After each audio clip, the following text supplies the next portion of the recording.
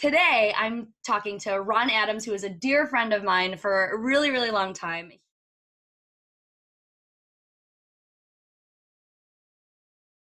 Ron, why don't you tell us a little bit about your background? Because I know that politics is not something that you have been doing for a really long time. No, well, yeah. I've actually gone through, a couple different changes. My background, I grew up in Fairless Hills, Pennsylvania, Bucks County, right outside of the city. Went to school in Chicago, right outside of Chicago in Evansville, Illinois. Was on the cheerleading team where I met Apryl, Yeah. yourself, and came back to Philadelphia. And at the age of 23 years old, I bought my first home in a place called Roxborough, Pennsylvania. Um, and so I was working in the mortgage industry, as everybody knows, as the epicenter of the economic collapse in this country.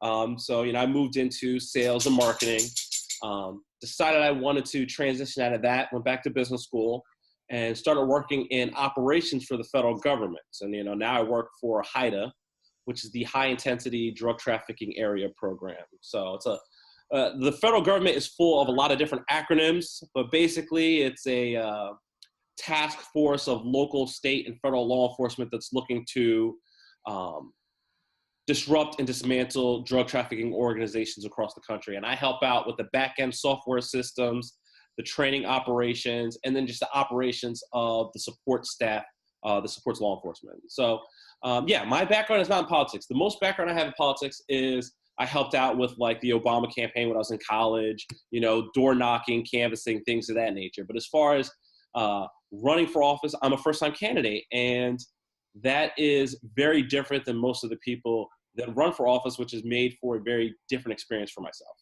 Absolutely. So and it's just so cool to see someone who hasn't had, a desire to be in politics from when they're younger. Because as we're getting older, we're always noticing that, we're dabbling in a lot of different things, and we're trying to focus on what we're passionate about. And I think in the past it was, you go to school for a specific thing and then you just do that. And what do you think was the turning point for you that made you say, hey, I'm gonna give this a shot? And knowing that it's not something that has been in your blood or has been in your line of sight recently or even in the past, what made you decide to make that transition? So it's interesting you say that, right? So on one hand, I don't have a lot of experience in politics. On the other hand, running for office was something that always intrigued me. And so when you're growing up, a lot of people will make observations about you. And so one of the observations I always heard based on my personality and how I am is, oh, you probably should grow up to be a lawyer or in politics, right? Or I always thought you'd get in politics. So one of the things I've noticed from my friends and family as I'm starting to run for office is that most people who know me are like, I'm not surprised you decided to run for office. I actually thought it might happen at a different time earlier. It seemed like you totally didn't go in that direction at all. So it's kind of interesting that you came back to it. And so I think in our lifetimes, we have certain callings or certain ideas of what we might be, either because it's been pressed upon us by other people or because we've had an internal feeling about it. And sometimes the opportunity doesn't come up right away, right? And too many people are afraid and get stuck in the path that they originally chose that they never try anything else. Like, you know what? The ship has sailed. I can't do that. It's gone. It's over. And so with me, I always knew that there was a possibility that politics would be in my future, but I wasn't going to force it, right? Mm-hmm. So it wasn't, I wasn't afforded the ability to say, I'm going to like quit my job and work as an intern here or get involved in this situation. That wasn't the case. My life led me in a lot of different directions. And so it's an interesting story about why I decided to run this time. So I was in an airport in Milwaukee last year with a coworker of mine. So we were on a flight on our way home, and I was talking to a young college student next to me about her internship and a couple rallies she went to for Beto O'Rourke because she was in Texas. And we were talking about that, and then I was talking to the guy on the other side of me who happened to go to the same high school as this other girl I was talking to. And so I was kind of connecting. I was like, oh, hey, she just mentioned the same thing. And he was watching me talk to these total strangers, and I was very comfortable. And he came up to me and he said, you seem to be very comfortable talking with like strangers or connecting people. Have you ever thought about running for office? Mm-hmm. And I said to him, I have, but I really don't have an idea of where to start. Like, I don't know how people even get into running for office. Like, yeah, has it been an idea that I've had in my head before? Like a little kid that wants to be an astronaut or wants to be like a doctor? Yeah, but do I know the ins and outs of starting a political committee, registering a bank account, connecting those things, who to talk to, how to raise funds, what that encompasses?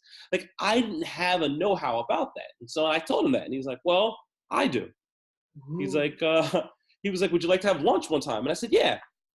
And we sat down and we had lunch and we talked about running for state or local and federal. And I talked about a lot of my ideas, and he realized like local politics in the, all politics are local. And that was what interested me the most.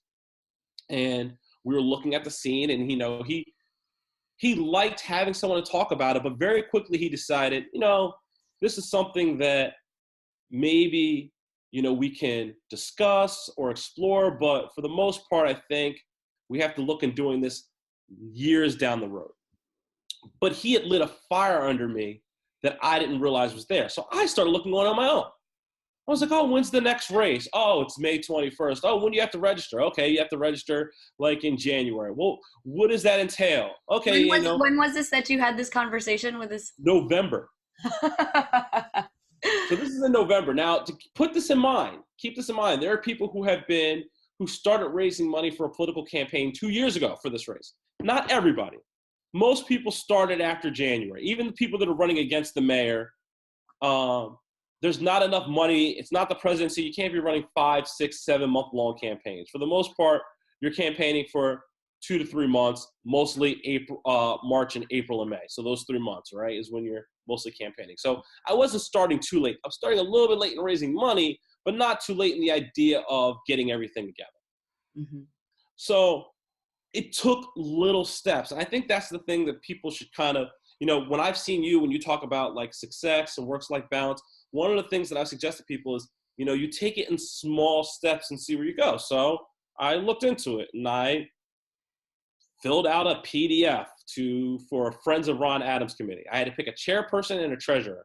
So I asked two people, and it's in total name only. They don't really have to do anything. Well, the treasurer has to sign checks, but the chairperson really has to do nothing. So I said, will you be the treasurer? And they said, okay, sure. It doesn't necessarily mean I'm going to run, but I'm filing a Friends of Ron Adams committee. And then I thought to myself, well, how do you collect funds? And there was a third-party website called ActBlue that allows you to do it through credit cards. And not only does it allow you to do it through credit cards, it says, okay, you just have to connect it to a bank account. So I signed up for a bank account, which required an EIN number. And it was like, if you take it as a whole, it's a lot. When you take it in small steps, it took a couple steps. It's like, all right, I went on irs.gov, I filed an EIN number for the political organization and the same name that I did it. And I connected the two. And then I had an account that I put $100 of my own money into. So there was money in the account to start out with. And then, even then, it's like, okay, well, what's the next step? Eventually, I was like, well, I'm collecting petitions now. This is it. If you collect enough of petitions, you get on the ballot. And as I started to get more people involved, you started to reach that point of kind of no return, right? I'm actually doing this full force. And I was doing it the whole time, but because it wasn't in my background, because I wasn't groomed to do this, because it was something that I sat down, I thought about. I took from November, December to January to decide whether or not I was actually going to do it. The last day to withdraw was this past Wednesday.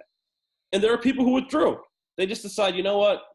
I think it's too much. I can't do it. And so it's not like I just did it on a whim, although it sounds like that to most people. I thought about it very thoroughly about whether or not I wanted to do it, because it requires sacrifices from your family. It requires sacrifices from your personal life. It requires sacrifices from my wife. And so, it was a lot to take on. And I would say the biggest thing I didn't realize is that in life, there's a lot of things that you can do to be successful, on your own. If you want to lose weight, right? You can set down a goal, you could go to the gym, you could eat less, and it's all on you. You can't run for office without other people. It's impossible. It's a goal that you can only achieve, not only be successful, I'm not talking about win. You can't even do the process of running for office without other people. And that's been a fascinating thing for me, especially being a former cheerleader, realizing how important teamwork is. Yes. I'm now back in this, right? I have to gather a lot of volunteers and get them together. And so I'm going to unpack that a little bit because I want people to kind of see all of the little different steps. I mean, one of the things that Ron was mentioning really early on is that he had no idea how to get things started. And I think a lot of times people forget, you know, they look at something and it seems so daunting and they're like, no, I'm not going to do that. I think I even do that. But then when you take the step back and you stop thinking about, well, you know, you're probably, people will probably think, oh, if I'm going to run for something, they'll think of things on like a senator or mayor or presidential level. And like the things that have to go into going there is just astronomical.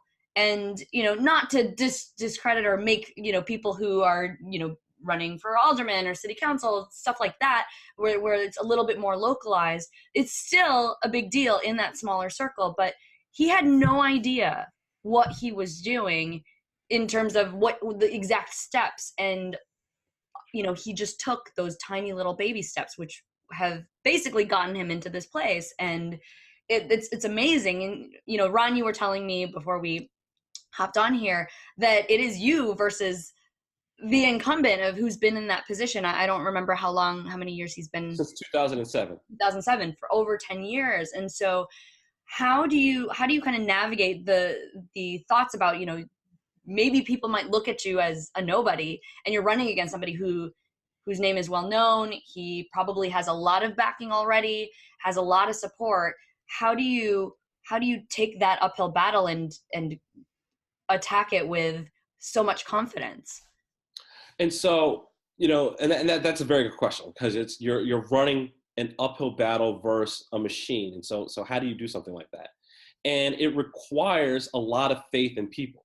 You know, nobody gets into politics without wanting to help people. Now, what happened to them once they get there and some of the influence that come about are different. But for the most part, you get there to help people and be about the people. And so that's what I focused my time and my effort on, was saying, listen, I'm running to be a partner with you. I'm running so that no section of our district feels left out. You know, there are 5 wards in District 4.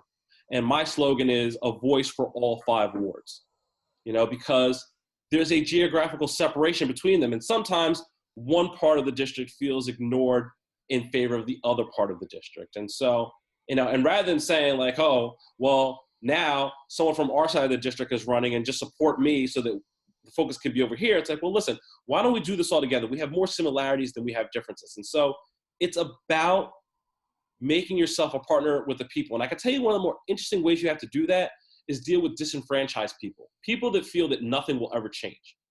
So that's been my thing. There are people who go, nothing will ever change, all politicians are the same. And those are the people that I've looked at and said, well, I'm not the same. I'm just like you. Like, I had the same thought process you do. You know, I think it was Gandhi that said, be the change you want to see in the world. So I'm running office to be one of the people that are just like you that feel, well, nothing ever changes because all of these people are supported by special interests that have more power than we do. And I tell the people that I meet with all the time, I said, voters are the most important things to politicians, but in lieu of people voting, money is the most important thing to politicians because that can buy name recognition among a lower voter turnout. So if more of you are willing to vote, you finally have an option on the other side, someone that is not purchased by special interests, developers, and things of that nature. And I say that not to denigrate anybody, like it only makes sense. If you're in office, your attention is going to be focused on the people that are getting you elected. And if voter turnout is 18 to 20%, it's not voters so much that are getting you elected as much as it is money. If the voter turnout is 60, 70%, and the people are against X, Y, and Z, that's where your attention is going to be. And so it's a double-edged sword. On one hand, the electorate's not engaged. On the other hand, their politicians are not engaging them. So I harp on that with people. I'm willing to put in the work to engage you. I'm willing to meet you at your civics association. I'm willing to be a partner with you on city council. Are you willing to come out and vote this time? Or are you just going to sit home and say they're all the same? And that's how I have to attack this, as a partner with them, as opposed to just, he's horrible, vote for me because I'm not him. Mm-hmm. Vote for me because I'm for you. Yeah. Yeah, and that's huge because I think a lot of times you think, oh, I'm just one little voter. What difference is that going to make? And maybe as one person, it might not make that as big of an impact. But when you have a bunch of one little voters and put together, that can really make some change. So, And you talk oh, about this being like a local race as opposed to like presidential or state. Like you're right. So your vote matters even more. Like the vote count is separated by not millions, it's separated by hundreds, sometimes tens. There are people who have lost local elections by 50 votes. So yeah, that's one of the things I try to impress upon people. I'm like, okay, you think your vote doesn't matter when you're voting for president? You've noticed based on this last election, it does. You know, there are millions of people that voted, and the current president won by 70,000 votes in 5 different states to really swing the election. And 70,000 out of tens of millions is not a lot. Well, it's the same thing on the local level. Like your vote counts here too. So you really got to press that upon people because you're right. They don't think that a lot. yeah. I wanted to also talk about, we were talking about the sacrifices that you're having to make as part of this, because we all know that, trying to do a political campaign is daunting. If anybody who has already read, Michelle Obama's book, and I read that recently, it takes a huge toll on not just the candidate, but anybody who surrounds them. And so, you've got a wife who's also working. How do you juggle, and you have a job, right? So how do you juggle all of this while you're trying to campaign, and how do you keep your sanity? You know, it's tough. One of the things that has kept my sanity and juggling just work-life balance in general is like having a routine, getting up in the morning, going to the gym, prepping my food, staying healthy, things of that nature. But something has to give, right? And so I can't give in my work life and I can't give at home, right? So some of my routine of taking walks, making sure I'm getting to the gym 6 times a week, meal prepping has kind of had to take a back seat to running for office. And it is a lot of pressure on your spouse too. That's probably the second question people ask me. They're like, oh, why are you doing this? And they're like, how does your wife feel about this? Right. And then people always ask her, like, how do you feel about this? Mm-hmm. Because, it's one thing to put yourself out there, your name is out there, but it's a whole other thing to have your spouse put your name out there. Right. And my wife works in the school district. So she works technically, for the city that I'm running for office for. So that puts a little bit of a spotlight on her too. People want to know, okay, well, how are your views on education kind of managed by your relationship with your wife, who's an educator and principal in the district? Mm-hmm. And for her, it's like, how are our lives going to change? I mean, most of us have an idea of what politicians are by what we see on TV, right? And what we've seen on the news, right? And not all of it's good, right? Yeah. So if I'm being honest, there's a worry among your friends and your family, especially your wife, that it will change you, right? Like, what's going to happen if you win, or as you're running for office and you're meeting this person and that person, your whole life is going to change. What's my place in your life as your profile raises publicly? That's a question that your spouse will kind of have and grapple with you. And it's one thing you can always tell people, nothing will ever change me. I will always be that same person that you know. But until you do it, you don't know. They don't know. It's uncharted territory. And so I take it one day at a time. I listen to her with any of the concerns that she might have. I take a step back and find out how I can carve out a little bit of time in my life to get the things done that I need to do. And as any business person will tell you, and you can attest to this, is that when you have a task at hand, whether it's writing a book, right, or running for office, you realize that there's also a lot of other time that you waste that you can kind of get rid of. There's a lot of TV I watched, or a lot of time I sat on my phone that I just don't do anymore. And I dedicate that time to my wife or my health or my job. Yeah. And so it really comes down to really focusing on setting those priorities. And I think it is important to know that sometimes you're going to have to just do the hustle and grind, right? Yeah. Things like this that have a deadline, you are working against, trying to raise money, you're trying to get out there and meet as many people as possible and trying to make that impression, so that when the race time comes, you can, you've put your best foot forward. And sometimes you have to set things aside, which is not ideal all the time, but for certain cases, you're willing to make that sacrifice for that time. But then it goes into, once you win, then the work actually starts, which is. Yeah, right now it's temporary, right? It's like, all right, we're just going to do this till May 21st. But then what happens if you're successful in your endeavor? Your entire life changes. It's funny, like you talk about like my job, they were really supportive. But I also think that they were put in a spot kind of like my wife. They're like, oh, are you actually going to do this? And on one hand, they're supportive because it's for me. On the other hand, they're worried because they need me at work. I look at myself as a good and loyal employee, but like, am I letting them down by putting myself in that situation? But I kind of put that stuff out of my mind. I say, listen, let's take it one step at a time. Let's do this first. Let's see what we can accomplish first and then go from there. But I do understand that it affects the people around me. And I try to be as cognizant of that possible. Like, hey, sometimes you got to set aside things and get tasks done. And then other times you have to carve out time for the people in your life that you can. One of the other things that I want to ask you, because it's something that triggers me a lot, is we know that politics is charged with so much negativity, especially during campaign season.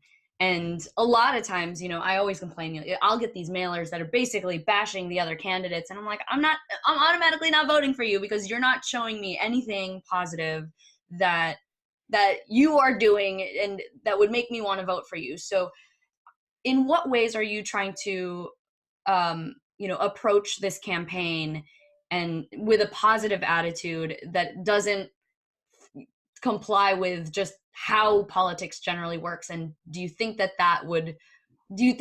those positive strategies are going to be helpful? So that is something I've had to struggle with because by nature, I am not a negative person. And like you, I am turned off by negative campaigning.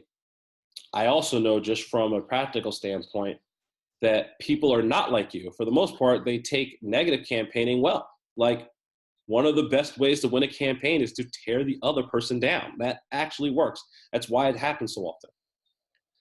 In my situation, and I don't know if it'll work or not, maybe I'm naive, I do try to stay positive and I try to take more of a pragmatic approach at the shortcomings of my opponent. So for instance, I don't think he communicates well with his constituency, right? I don't think it's his fault per se. I just think there's a perception problem that he's ignoring them. And I'll tell people, I'm like, he's not ignoring you. Like he does care about you.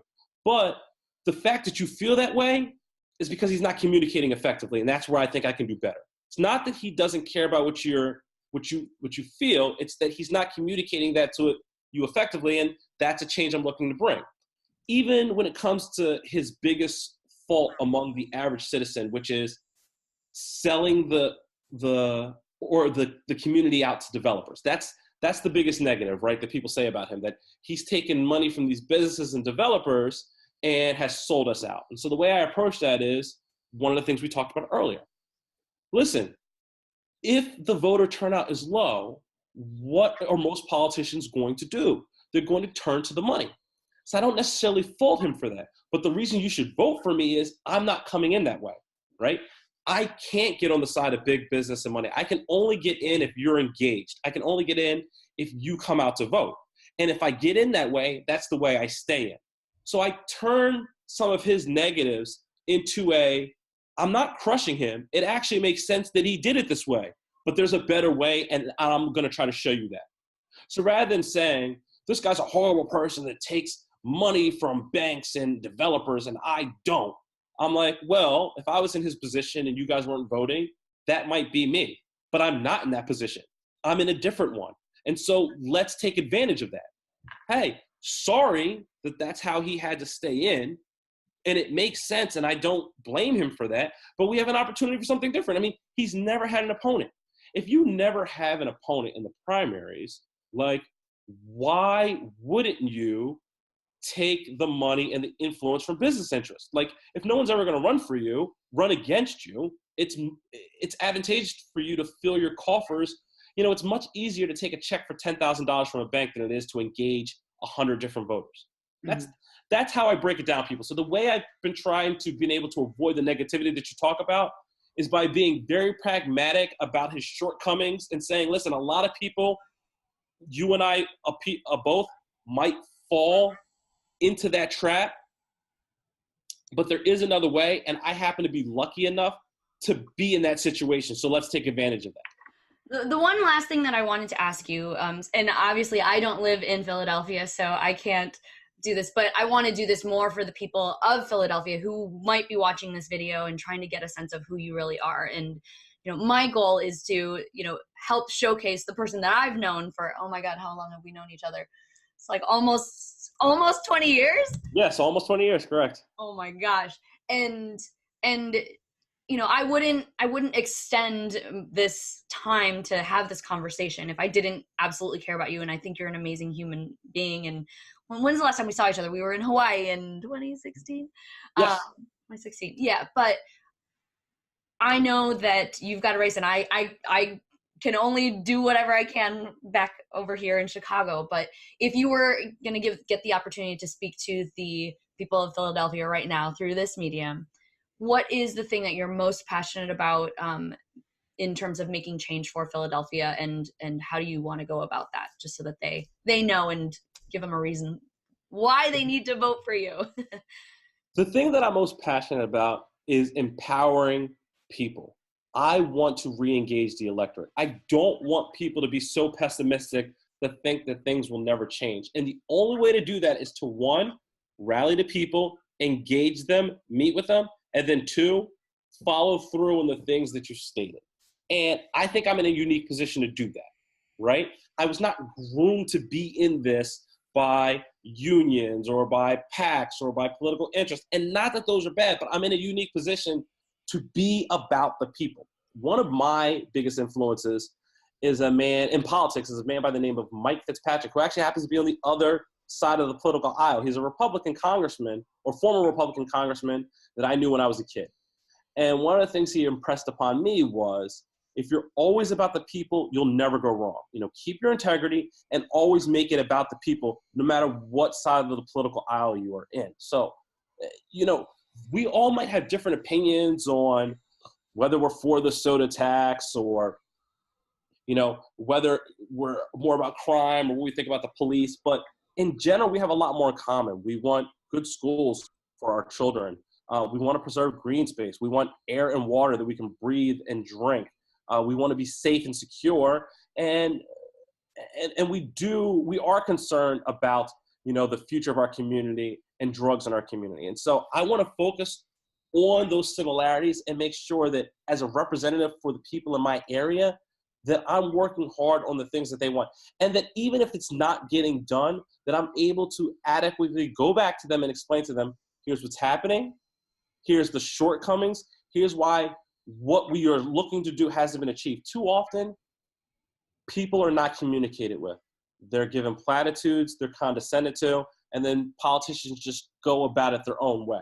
I'm looking to be a partner with the people, and that is my biggest selling point, is that I will always be straight with you, and I will always fight for what's best for you, not what's best for someone that is donated to my campaign from a business or development standpoint. Love it. Vote for Ron. I'm like, which direction am I going to be pointing my video? Vote for him. Oh my gosh. Ron, thank you so much for being Thank here. you. I am so happy that I got to have a conversation with you this morning. And for anyone who is in the Philadelphia area, you can learn more about Ron at ronadamsforcitycouncil.com if you want to donate to his campaign or anything, even if you're outside of Philadelphia and want to support him, because he just is an amazing soul, and we need more people like this if we're going to try to change the political landscape. It's all baby steps, right? We got to work our way through, but we have to put the right people, we have to put good people in office. And so vote. And when is May 21st is the primary election. Obviously it's a Tuesday, but so we have about 52 days left. So yeah, Ron Adams for citycouncil.com, or at Ron J. Adams on Twitter if you want to follow me there. There's actually going to be a whole slew of candidate forums and debates in April. So go onto the website, you'll be able to see a calendar of events there, and we'll also be advertising it on Twitter and my Facebook page. Awesome. All right, Ron, thank you so much for all your time, and I hope you win. We're going to keep our fingers crossed. And thank you too. Thank you so much for having me, Apryl. I appreciate it. All right. Bye.